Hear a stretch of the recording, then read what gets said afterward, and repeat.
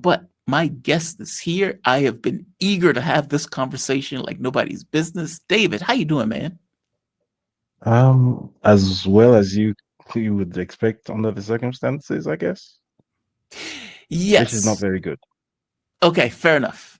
I forgive my excitement because I am fascinated by what it's, and I get excited when I get fascinated by what's happening. Um, Mm. and just for the audience, David Hundeyin, he is an investigative journalist, author, filmmaker, founder of West Africa Weekly, 2023 James Curry Fellow at Cambridge University, and media your media site. It's called the Spearhead, correct? Yes. Okay, yeah. So definitely check him out. Okay, Benin. Let's talk Benin. So Yeah. we get a let's call it a coup that seemingly is in Mhm. progress, where the I guess the TV station is taken over. As the TV station is taken over, the people effectively announce that they're overthrowing the government. This goes on for a bit, where it becomes clear that they have not overthrown the government. And eventually you get the president coming out, making a statement, um, effectively attesting to that point. This is the president coming out on his statement. I'm not going to play this because I think it's in a different language, but this is Benin's president, Patrice Talon. I think, correct me if I'm getting that wrong. Talon. Nigeria has airstrikes. Talon, thank you. Nigeria has airstrikes.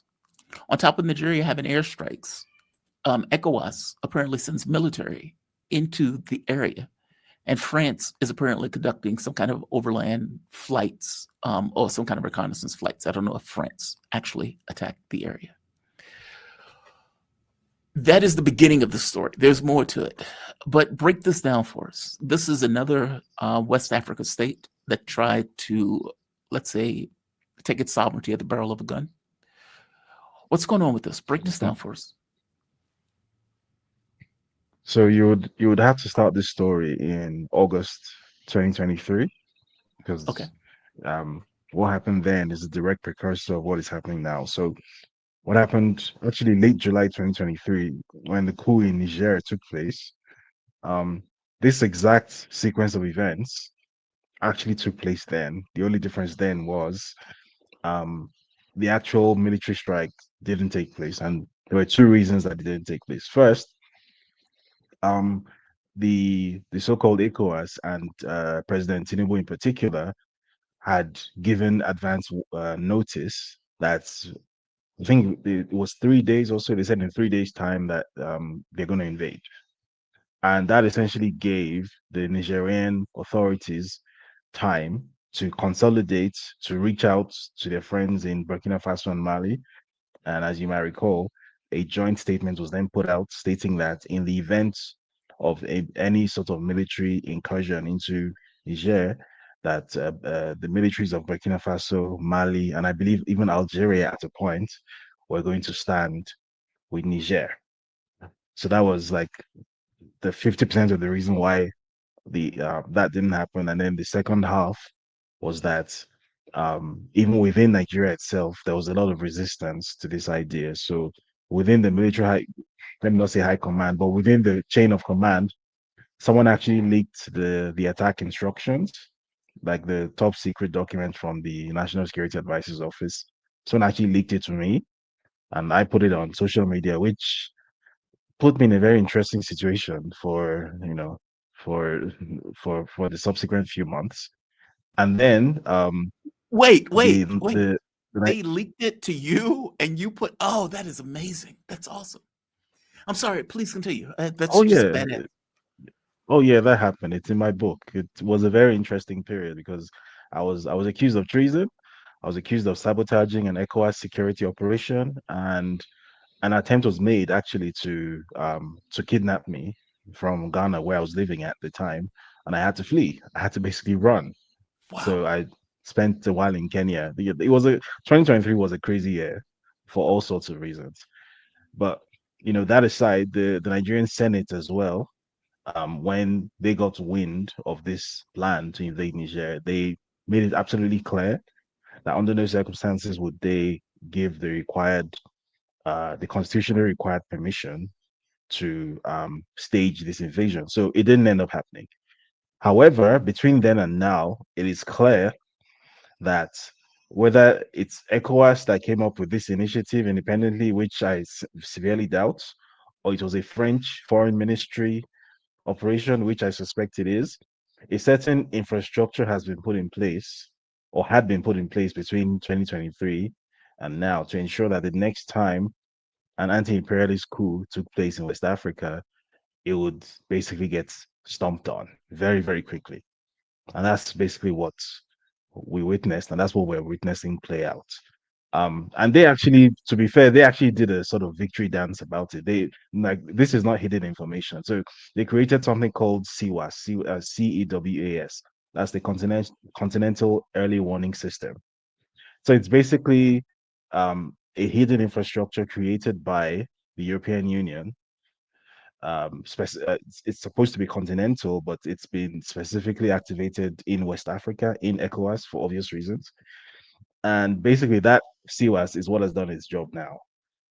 That and the job of this infrastructure is basically that as soon as the coup starts happening or is about to start happening, then there's an overwhelming response to stomp it out. So first, there's the information warfare. So it seemed like within a few minutes of the coup plotters seizing the national TV station and making that declaration, which I thought was very poorly timed anyway. But so typically, how a coup works or used to work in Africa is whoever gains control of the national TV and radio broadcast service and gains control of the presidential palace and then secures the airports and the capital, that person is the new government.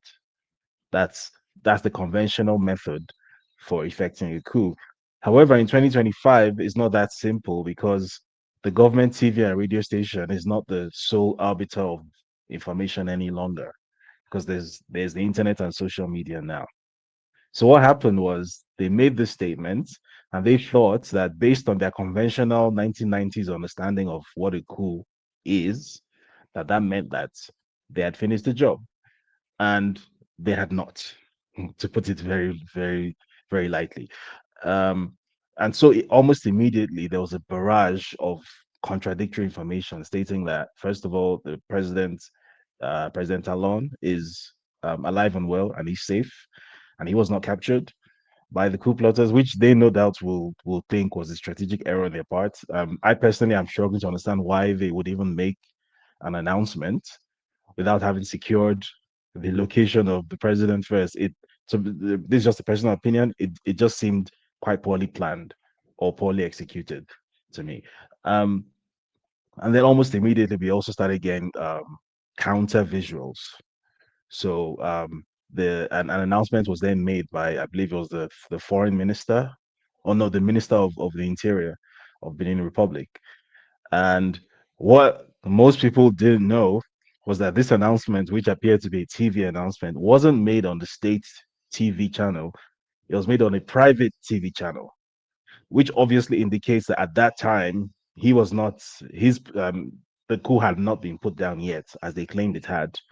But it was very important for them to plant that idea into the public consciousness that this thing has already failed. It's done, right?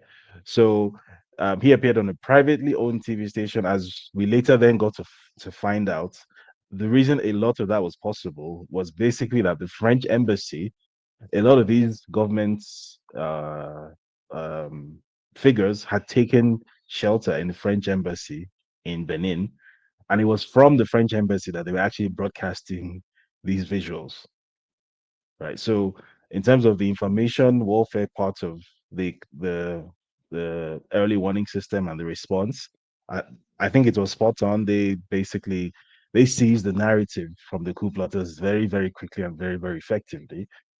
And then came the military arm of the response, which managed to surprise even me.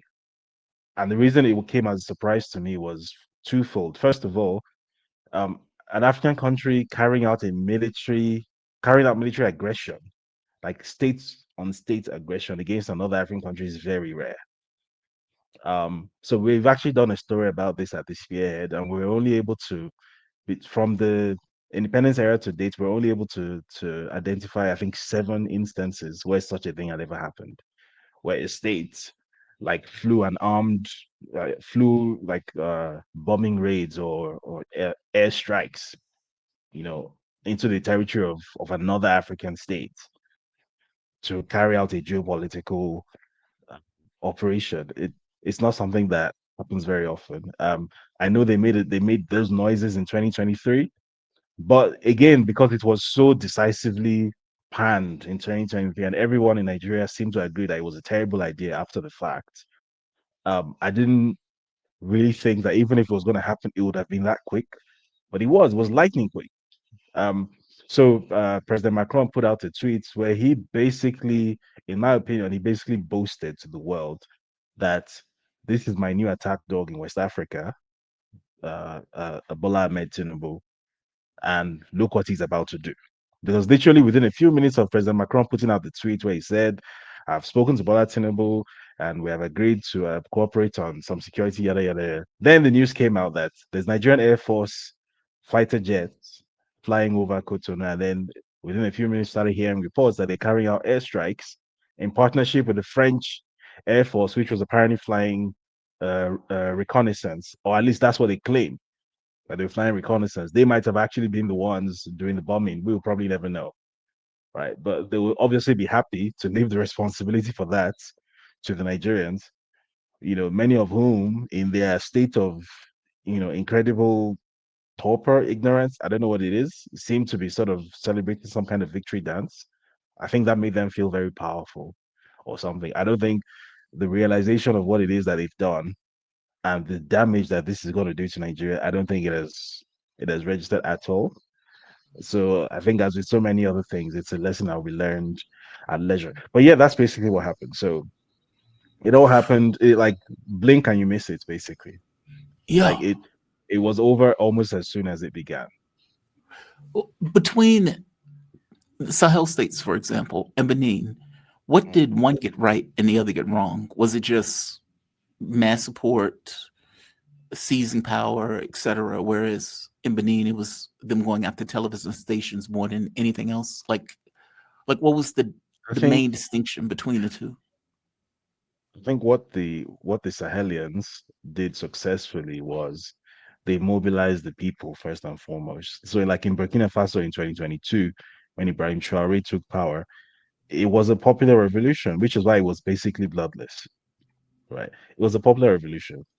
The people themselves made it very clear that any attempt to push back on it would mean that you would have to fight the people as well.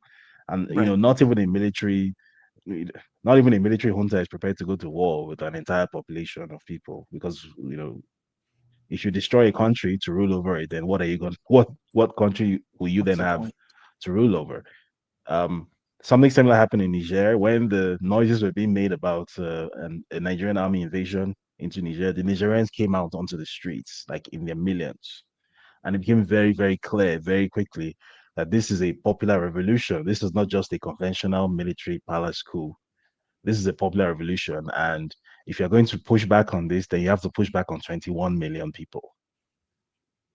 However, Yeah. in this case, it seems very much to me like even though there may have been some popular support in Benin, it doesn't seem like the sort of overwhelming support that it was in Burkina Faso or in Niger. It really doesn't. That's not the impression that I get. The impression that I get based on my interaction with people on the ground, and I'll also mention this that I'm actually from a town called Badagry, which is right on the border with Benin, right? So Okay. in fact, I literally have cousins who live there because you know how it is with African states where some guy in Germany drew a line in the sand on a map somewhere and said that this is Nigeria and this is Benin. Meanwhile, we're kind of like the same people. So that's Right. kind of the situation that I'm in. So I literally have Beninese cousins, right? We literally have family members who are split across this national boundary. So I know quite a few people there. I've spoken to quite a few contacts on the ground, and the impression that I get is basically that everyone is almost like just it's like a football match to them, almost waiting to see what the outcome is going to be. It doesn't seem like anyone had any particularly strong Feelings one way or the feelings other. about it either way. So I don't know, make of that what you will, but I think that was the main point of failure for these coup um, for the people who tried this attempted coup, that there was no real overwhelming mass support. And regardless of how well planned your coup is, I don't think this was particularly well planned. But even if it was well planned, if there is no popular support for it, it's going to fail. And I Mm. just don't feel like there was that much of uh, public, like the if you like, the wellspring of public opinion had not been properly primed. I feel like the Beninese people were not ready for this. So yeah, I also feel like maybe the fact that this took place on a Sunday morning, everyone is at home preparing to go to church, everywhere is all sleepy and quiet. Maybe that might have also played a role in it. Bad timing. Maybe if this Also, took yeah, timing, maybe if this took place on a Wednesday afternoon, would have been having a different conversation. So there and then for me, the most obvious failure is why on earth would you go on TV and make an announcement when you haven't actually you captured know, the king, carried out made the carried out the president. objective. Yeah, you're just making an announcement. You've actually not done anything that you say you've done. So if you're going to, and I should also specify, this is not necessarily me advocating for how to take out a sitting president or anything. Right, This is me right, right. speaking, speaking academically. That based on historical precedents, if you're going to take out a sitting president in Africa or a government in Africa via coup, the two most important things you have to do are you have to secure the head of state himself. You have to physically have custody of him, and then you need control over the information space. And I think they failed on both counts because the idea of control over the information space was controlling the national TV station. Well, the opposition simply came, or their opposition simply came and used other TV stations and social media. And then they didn't have custody of the president. If you don't have custody, if the Nigerians didn't have custody of Mohammed Bazoum, they would have failed as well. Yeah, So, so to be honest, I, so I sympathize with the idea on an ideological level of an anti-imperialist coup. I do, and I make no apologies for that. But I also think that if you're not fundamentally prepared to do this thing well, then you should never attempt it. Because to do it I feel at like all. it's one of those deals. Like you, you know how they say if you swing for the king, you better not You better miss. get him. Well, I Yeah, feel like these guys absolutely missed. yeah. You're not going to get two chances at the king in Yeah, this way. Um, the public in the Sahel states seem to be very animated and pissed off at the French, and that added to the mm. capability of the coup to succeed. As you Yeah. pointed out, though, Benin seemed more meh, like they didn't There's a seem to reason have for this. that. Yeah, There's a please. reason for that, and the reason is primarily economic. As you know, the Sahel has been the poor cousin of West Africa for the longest time. So West Africa is roughly split into two. There's the coastal states and the Sahelian states. And the coastal states generally are much, much, much wealthier than the Sahelian states. The Sahelian states historically have just been the poorest, not just in the region, but in the world. Yeah, So you can imagine where you have, say, in 2015, for example, when Nigeria was the largest economy in Africa, had entered the world's top 20 economies, was growing at 7% annually, was like half a trillion of GDP, and it was right next to Niger, which was, I think, at that time in the bottom two of the world's poorest countries. So the difference has always been very, very stark. So there's the coastal West Africans who are all, relatively comfortable, who have experienced booming economies, who have visual references for what wealth looks like in their environments. They have ideas of like self actualization and whatnot. And then you have the Sahelians who inhabit a completely different reality where pretty much everybody's poor. yeah, And there's no there's historically has been no real sign that there's ever going to be an economic breakout, right?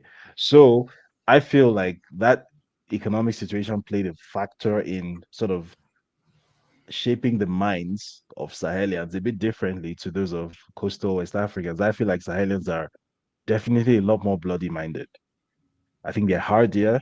I think they're more determined people. And I think they're also more ideologically driven people because I think that's what hardship forces you to become. Yeah. Now, the coastal states, on the other hand, and Benin is a very prime example of this, probably the worst example of this, actually, because Benin is in a very unique situation where, in addition to being a coastal state, having access to the ocean, access to global trade, and all of that, is also a gateway state, not just to Sahelian countries, because it has two borders with the Sahel. It has borders with Burkina Faso and with Niger. For many, many years, was acting as their de facto port. So all of their international trade is coming in through Benin, and obviously they have to pay fees to Benin for that. It might also Mhm. interest you to know that for the longest time, because of the sheer congestion at the port in Lagos in Nigeria, Benin was also functioning as a de facto port for Nigeria. So when you have like Benin, which is a Interesting. population wise is a tiny country next to this huge giant, and it's functioning as the port for 200 million people, you can imagine the sheer amount of wealth that was being created in Benin just by existing. Didn't have to do anything special. Just Mhm. build a port. You don't even run it yourself because it's run by a guy called Vincent Bollor. He's a French guy. You might know him. And a lot of the industry and whatnot is run by like Lebanese or whatnot.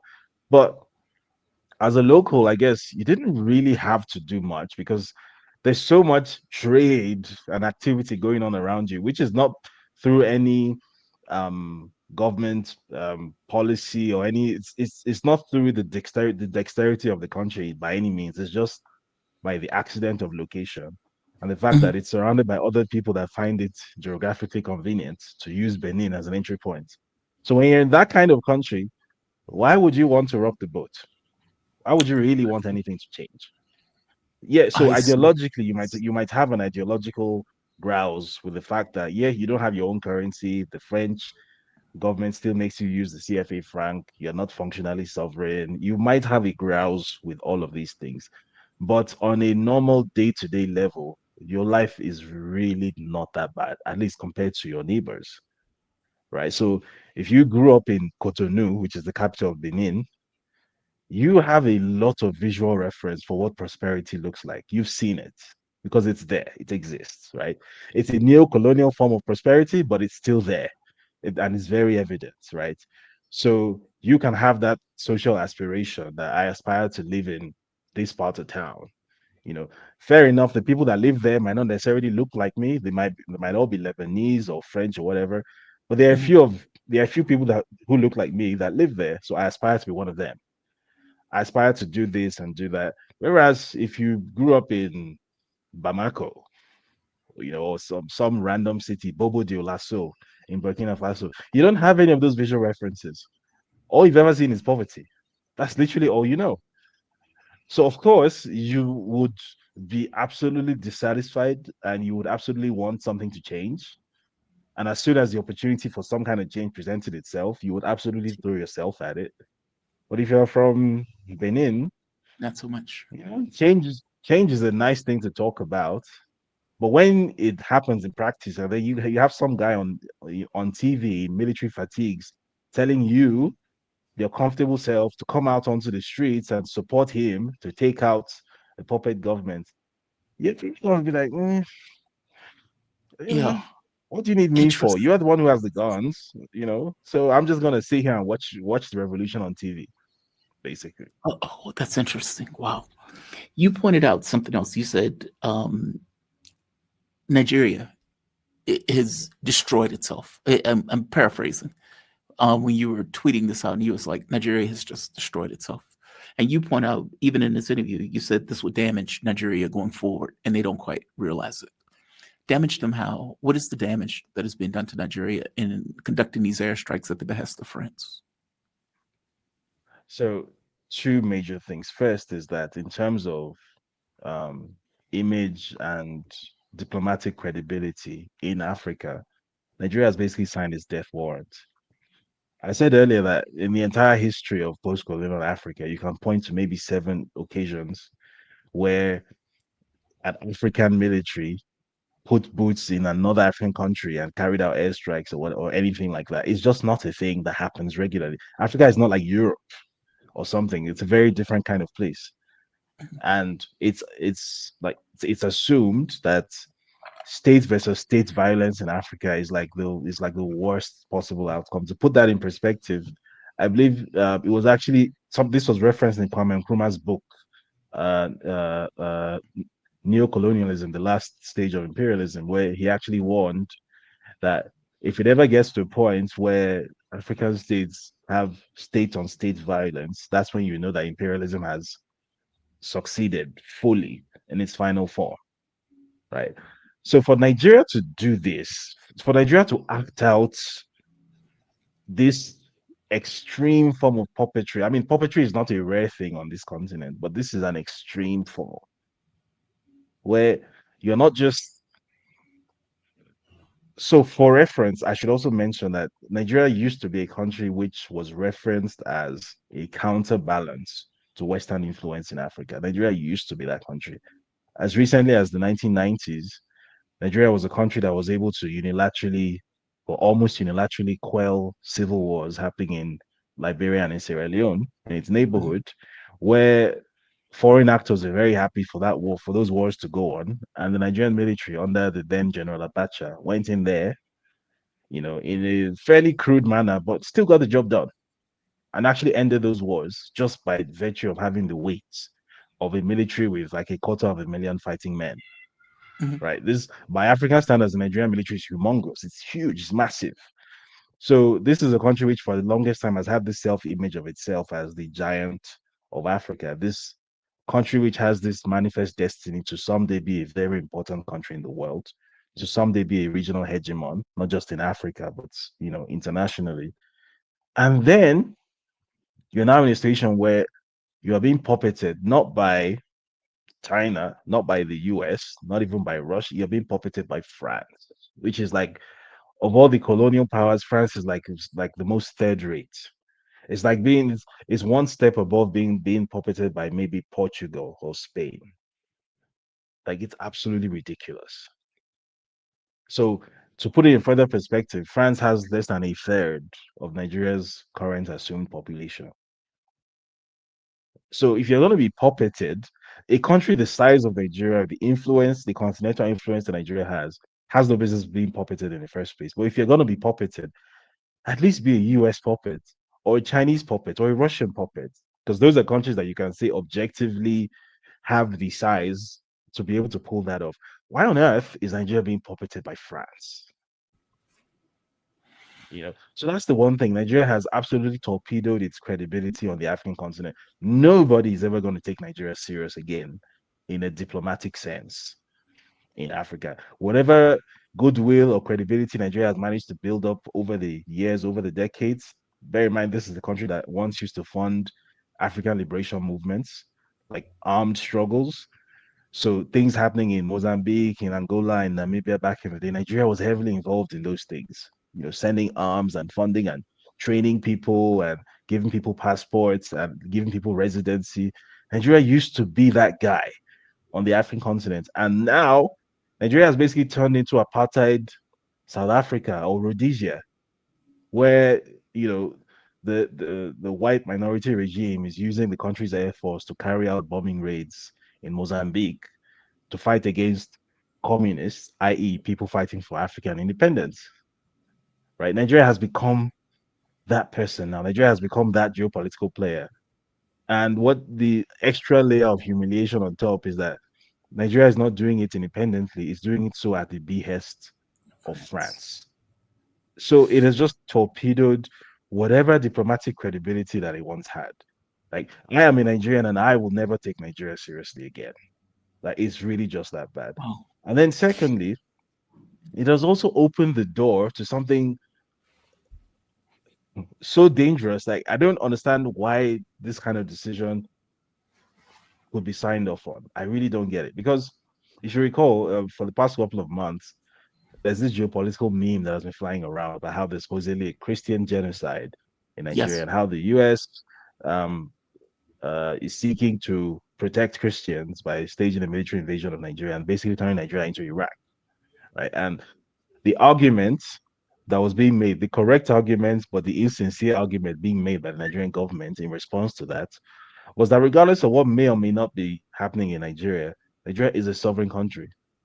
So Donald Trump has no right to threaten or to actually deploy the US military into Nigeria, that Nigeria is a sovereign country. You must respect Nigeria's sovereignty. Now, something has happened in a sovereign country called Benin, and Nigeria has unilaterally flown its air force in there and bombed targets in a city of over 1 million people. Because bear in mind, these airstrikes are not taking place somewhere in the middle of the countryside. It's not some remote military installation near Parakou or something.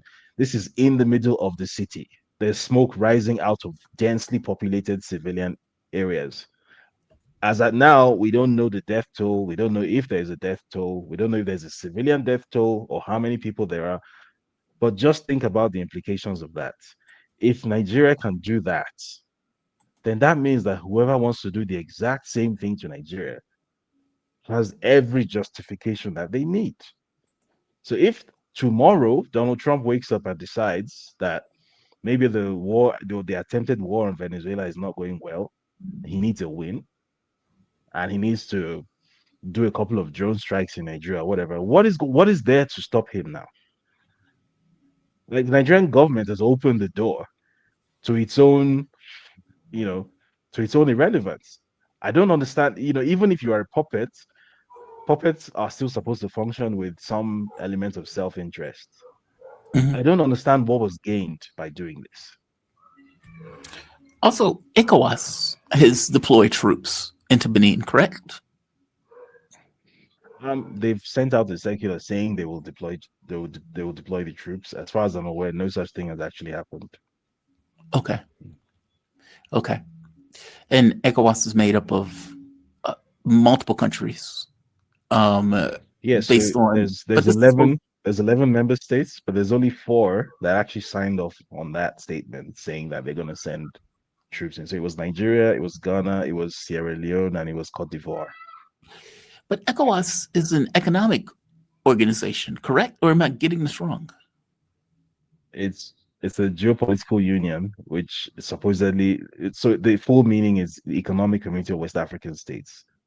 So Okay. it's primarily an economic union, but it's also like it's supposed to be anyway. It's supposed to be a customs union, which it's not.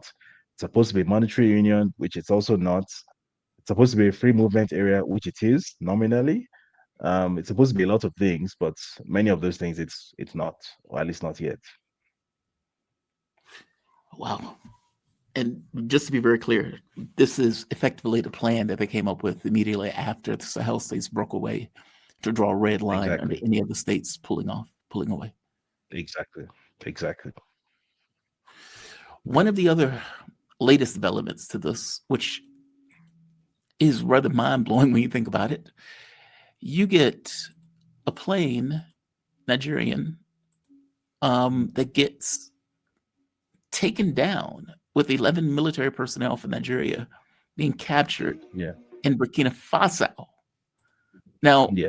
I'm going to show this clip because this clip is astonishing when you think about it. Now, just to show what I mean when I'm saying astonishing, this is the map of Benin. This is where it is in relation to Niger, Burkina Faso, Ghana, Togo, Nigeria. How does a plane that is supposed to be doing bombing runs on Benin from Nigeria end up across Benin into Burkina Faso? How does that work? So they claim that it wasn't on any sort of offensive mission, that it was on a ferry mission to Portugal. And to be honest, that's kind of a plausible explanation. That would be the only explanation that actually makes sense, to be honest, because first of all, the Hercules C-130 is a transport aircraft. It's not a bomber. So you can't Mhm. actually use it for offensive missions, except you're using it to like fly in paratroopers. It's a transport aircraft.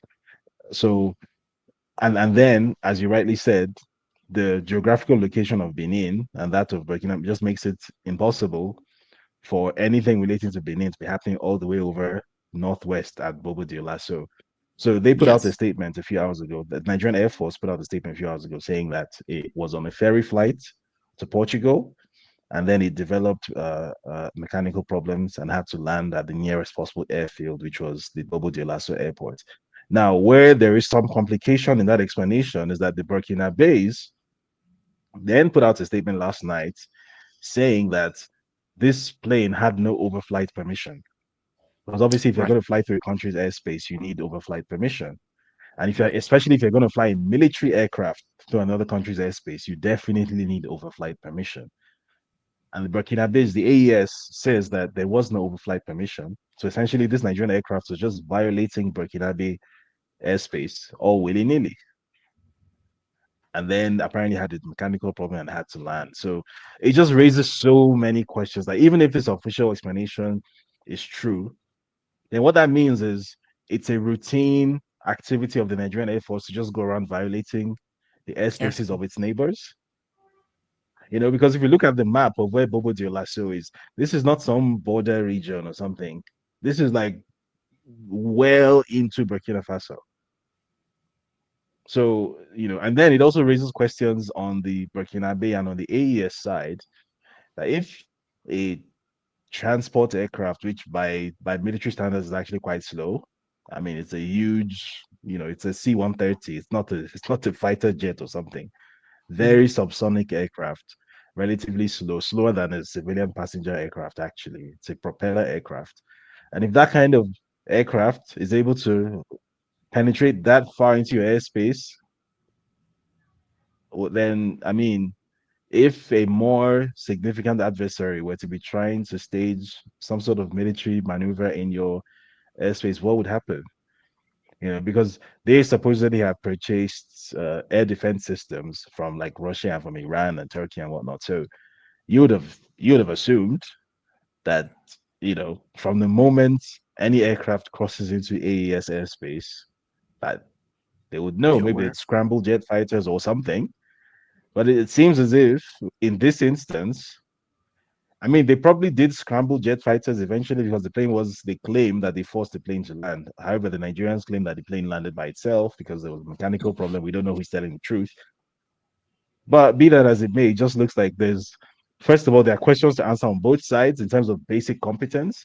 And then there's a wider question of is there an external entity that is like knocking these two heads together to try to start a regional war in West Africa? Because that is the war that nobody wants to happen in West Africa. A war which essentially takes on the characterization of being Russia versus the West. So you have Western backed Nigeria and then Russian backed AES coming to direct conflict. That's what nobody wants to see. Definitely don't want to see that because that will be the end of West Africa as we know it. Right? I will literally have no home. I might physically perish in such a conflict, God forbid. So Yeah. hopefully it doesn't come to that, but clearly something is afoot.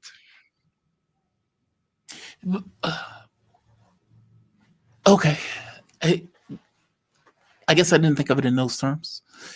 I mean, I took it as that this was some. I took it as this was something related to Benin, but as you point out, the Portugal thing could be a valid answer to this. Say Um, that, yeah, they claim it had nothing to do with Benin. I guess we have to take their word for it.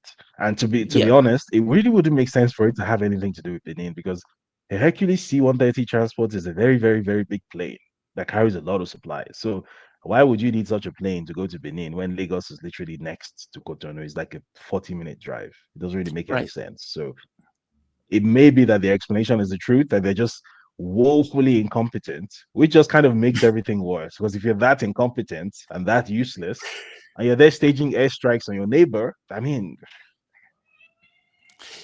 One of the other questions I had on this subject: did they ever capture the people who initiated the coup in the first place?